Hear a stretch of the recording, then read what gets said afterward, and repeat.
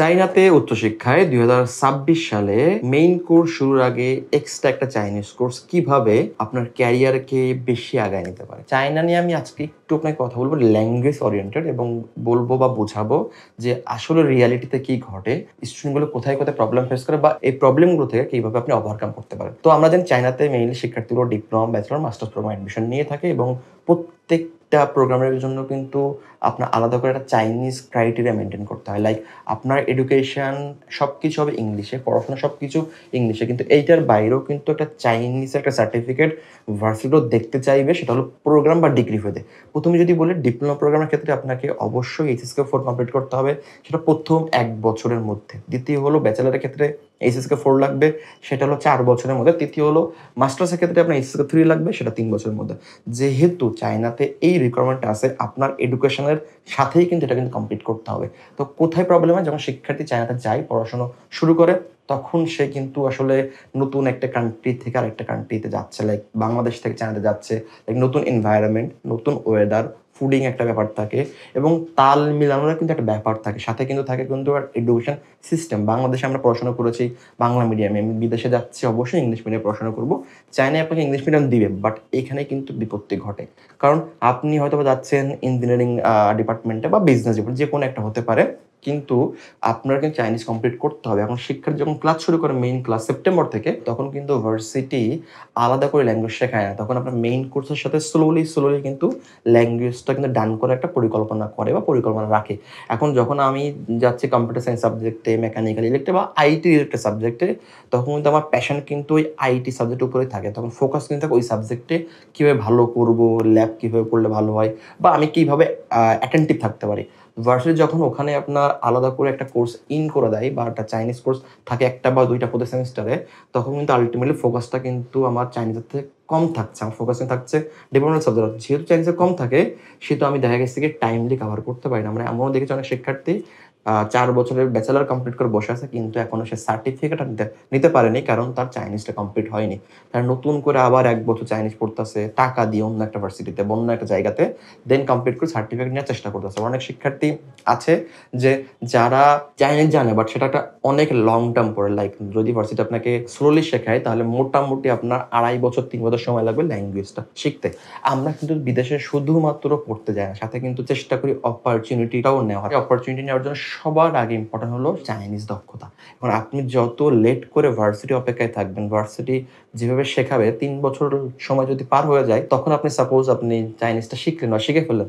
কিন্তু আপনার হাতে তো সময় আছে অল্প দিন। কারণ আপনি ডিপ্লোমাতে গেলে পাচ্ছেন ৩ বছর টাইম, ব্যাচেলরে গেলে পাচ্ছেন ৪ বছর। তো আপনি যদি সিংহভাগ টাইম যদি ল্যাঙ্গুয়েজ পেছনে সময়টা নষ্ট করে দেন, আল্টিমেটলি অপরচুনিটি খোঁজার জন্য খুব একটা সময় আপনার হাতে থাকছে না। কেন থাকছে না? কারণ আপনার কোর্স মেয়াদ তো আর আছে ৬ মাস বা ১ বছর। এই ১ বছর মাসে অনেক সময় দেখা গেছে কি পড়াশোনার প্রেশারে আল্টিমেটলি অপরচুনিটি খোঁজা হয়ে থাকে না। তখন শিক্ষার্থীরা কিন্তু ভালো খুব একটা কিছু করতে পারে না। বাট যে সকল শিক্ষার্থী একটু ব্যতিক্রম চিন্তা করে বা যারা ল্যাঙ্গুয়েজ অলরেডি শিখেছে, আমি যেটা দেখেছি আরকি, যারা মার্সিন থেকে অ্যাডমিশন নেয়, যারা ল্যাঙ্গুয়েজ শেখে আলাদা করে, তারাই কিন্তু খুবই কুইকলি অপরচুনিটি গ্র্যাব করতে পারে এবং তারা জানে কোথায় কোনটা আছে। বিকজ তারা লোকাল পিপলের সাথে মিশতে পারে। এবং মাথায় রাখবেন, চায়নাতে পড়াশোনা করতে গেলে আপনার কম্পিটিশন কিন্তু লোকালদের সাথে কখনোই হবে না।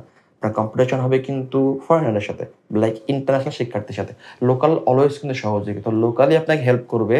তো যখন আপনি লোকের সাথে মিশতে পারবেন, আর মিশার জন্য অবশ্যই তো একটা চাইনিজ ল্যাঙ্গুয়েজ দরকার। কারণ চাইনিজের লোকাল পিপল আপনার সাথে ইংলিশে কথা বলবে না বা বলতে চাইবে না। তারা অলওয়েজ ট্রাই করে চাইনিজে বলতে।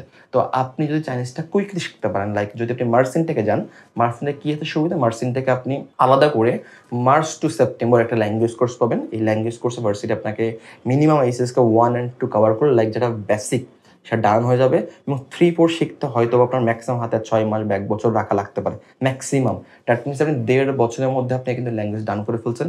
স্টিল আপনার হাতে যদি আপনি ব্যাচেলর যান, আপনার হাতে ৩ বছর সময় আছে ফর সার্চিং অপরচুনিটি। আপনার হচ্ছে ডিপ্লোমাতে গেলে আপনার হাতে এখনো ২ বছর সময় আছে।